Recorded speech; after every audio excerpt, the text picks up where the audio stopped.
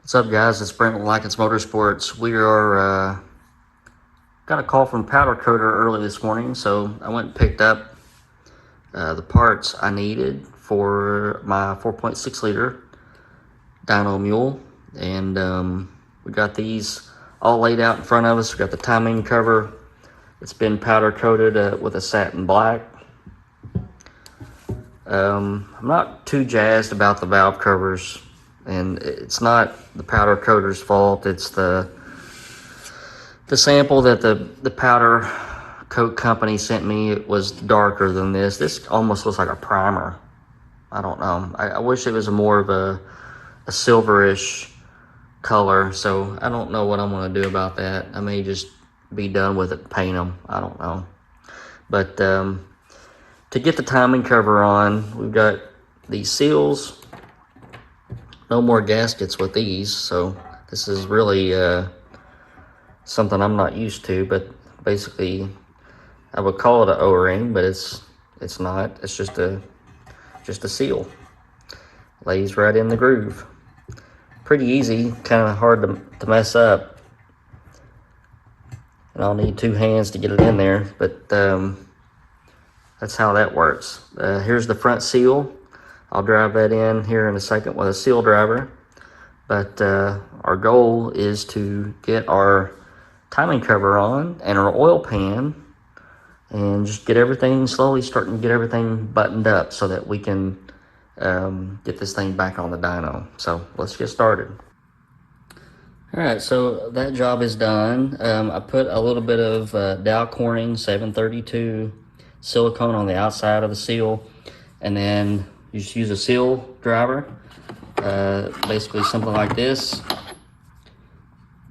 where it sits on the outside of the seal. You use a hammer and just have at it.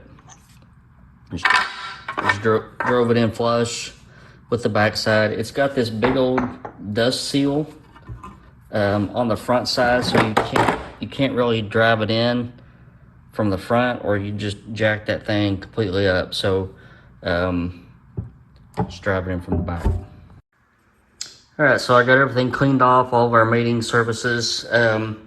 This reluctor wheel usually goes on first, but since we're not going to be using, I'm not even gonna try to get that goofy thing on there.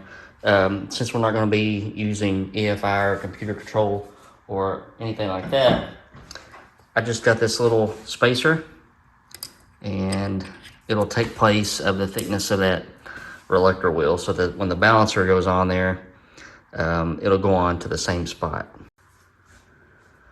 All right, got that in there. Just use some silicone here in the joints where it meets the heads and where it meets the oil pan. You can see when it's a little squished out.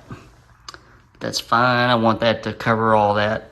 I got some good black oxide metric bolts, all new bolts. So it doesn't look that bad, I don't think.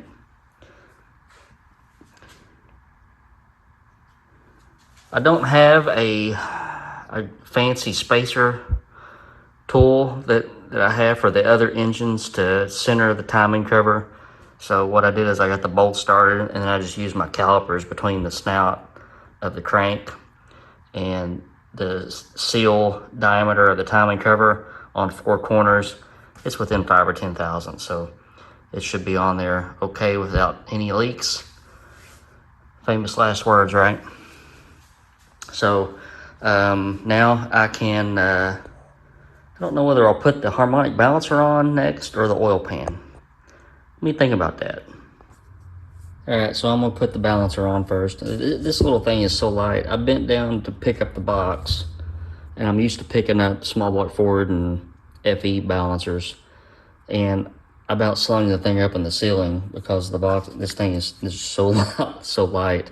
So I'm gonna clean up the seal surface.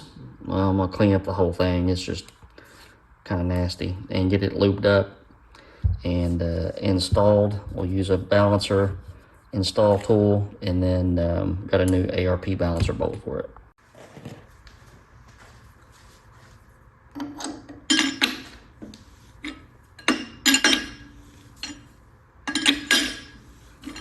If this was a small block Ford or an FE with a 5/8 crank bolt, I would use that to zonk that balancer in there. But this is an M12 bolt. Don't trust it. Doing it the old-fashioned way.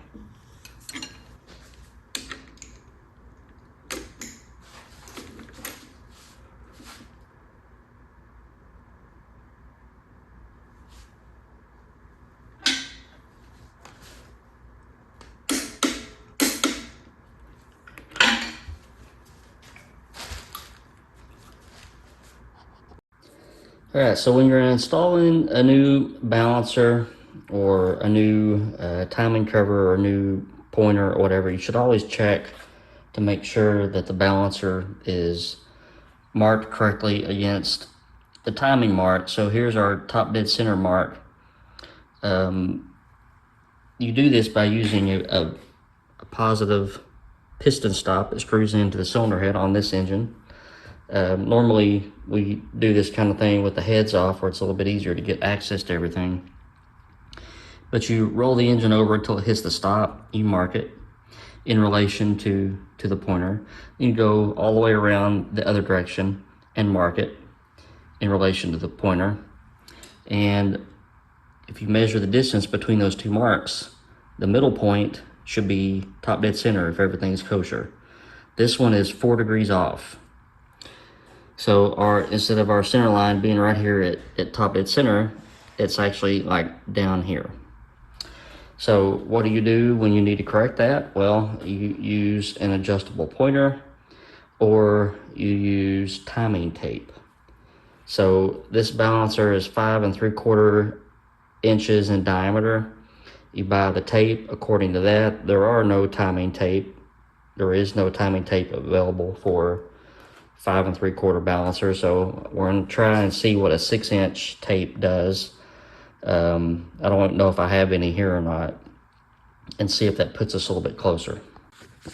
All right, so I've got some leftover timing tape. This 6-inch is pretty stinking close when I manipulate this with my hands and compare it to the marks. So the marks line up between like top dead center and 10 degrees. I'm gonna check it one more time before I pop it on there.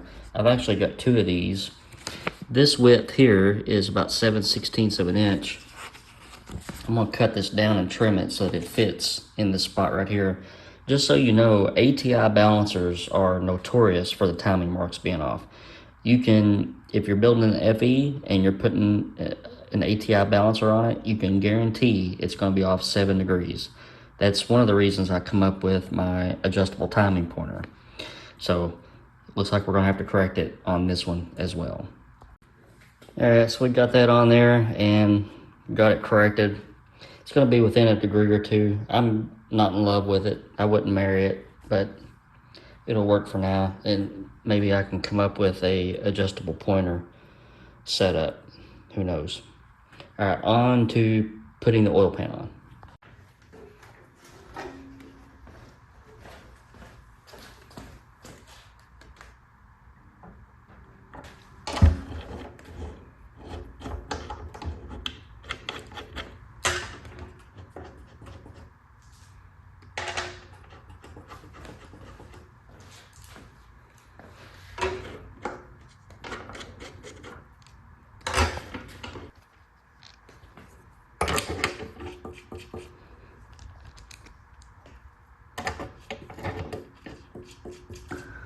All right, making progress, getting things back together. Water pump. Put 6 quarts of Mobile 5W20 full synthetic in it. And I decided I'm gonna paint those valve covers. Not a fan. And again, I got a great powder coating company, but it's not what I was expecting. Timing cover looks good, I think. I'm gonna come up with an idea for an adjustable pointer. Need something to work on there. I don't know how other guys get around this, but it's, you know, 4 degrees off, so you either have to use timing tape or you have to adjust something. All right, guys, another day closer to the dyno. I'm interested to see what she will do with the cams, and then we've got an intake to try, we've got an oil pan to try, we've got different followers to try. We've got a lot of stuff to mess with, so looking forward to it. Hope you guys are having a great week. I'll see you soon.